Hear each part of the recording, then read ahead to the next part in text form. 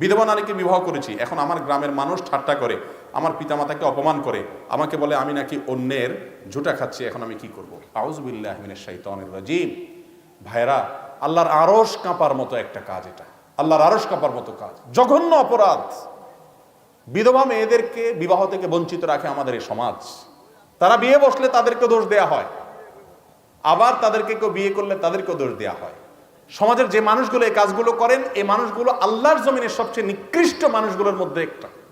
কারণ লিমা তুহাররিমু মা আহাল্লাল্লাহু লাক, বিধবাকে বিয়ে করা জায়েজ আছে না হারাম? আমার নবী করিম সাল্লাল্লাহু আলাইহি সাল্লাম বিধবা বিয়ে করেন নাই। সাহাবীদের বড় একটা অংশ দেখবেন যে বিবাহ বিচ্ছেদ হয়েছে অথবা স্বামী মারা গেছে, সেই মহিলা বিয়ে করেছেন। বরং কোন পুরুষ যদি কোন বিধবা নারীকে এই উদ্দেশ্যে বিয়ে করে যে আমি তার আশ্রয় হলাম, অভিভাবক হলাম, আল্লাহর কাছে সে বিশাল বড় সওয়াব পাবে, আজর পাবে। মনে রাখবেন, কোন সমাজে কোন নারী বিধবা হলে সবাই মিলে তাকে বুদ্ধি পরামর্শ দিয়ে বিয়ের ব্যবস্থা করে দিবেন। আমাদের সমাজে এগুলোকে খারাপ মনে করে, যারা খারাপ মনে করে তারা গুনাহের মধ্যে লিপ্ত আছে, মনে রাখবেন। কারণ বিধবা এক সময় ঠিকই তার একজন অভিভাবকের দরকার হয়।